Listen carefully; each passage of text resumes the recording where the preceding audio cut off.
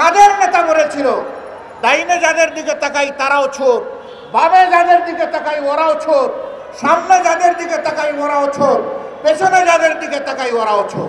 আমরা প্রিয় দেশের স্বাধীনতা, সার্বভৌমত্ব কোনো আগ্রাসী, কোনো হেজিমনিস্টদের কাছে আমরা বিক্রি করব না, করতে দিব না ইনশাআল্লাহ।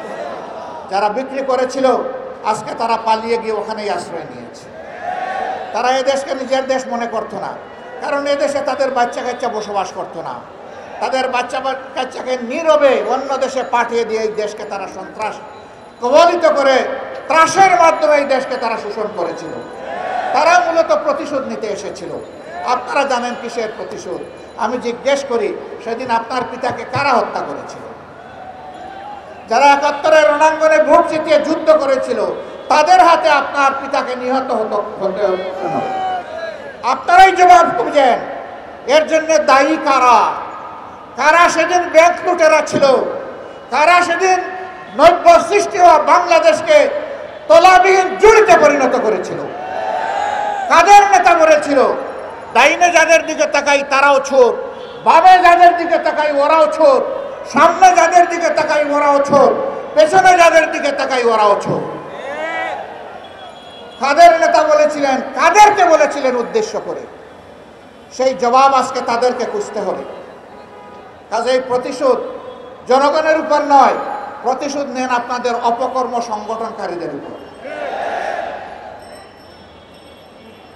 আশ্চর্য বিষয়, তারা বাংলাদেশটাকে টুকরা টুকরা করে বিভক্ত করে হানাহানি হিংসার রাজত্ব কায়েম করে পালিয়ে গিয়ে এখনো বাংলাদেশকে তারা স্থির থাকতে দেন না।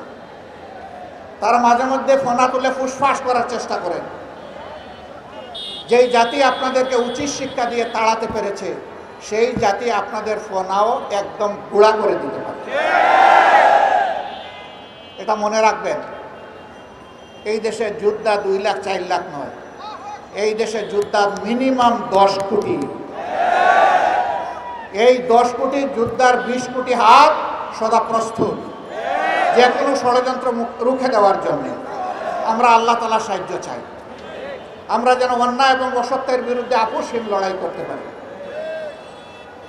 প্রিয় দেশবাসী, আসুন আমরা আরেকবার অঙ্গীকার করি আজকের এই বিজয় দিবসে আমরা অবশ্যই দেশকে ভালোবাসবো। আমরা কারো তাবেদার বানাতে এই দেশকে দেব না, এবং কেউ তাবেদারি করতে আসলে তাকে আমরা ছাড় দেব। এই অঙ্গীকারে আজকের এই বিজয় দিবস উদযাপিত হোক। আরেকবার আপনাদেরকে শুভেচ্ছা, বিজয় দিবসের মোবারকবাদ জানিয়ে দেশে প্রবাসে নিবাসে যারা আছেন সকলের প্রতি কৃতজ্ঞতা জানিয়ে আপনাদের সুস্বাস্থ্য কামনা করে প্রিয় বাংলাদেশ আল্লাহ তাআলা কিয়ামত পর্যন্ত দীর্ঘজীবী করুন সেই দোয়া করে বিদায় নিচ্ছি। আসসালামু আলাইকুম ওয়া রাহমাতুল্লাহি ওয়া বারাকাতুহু।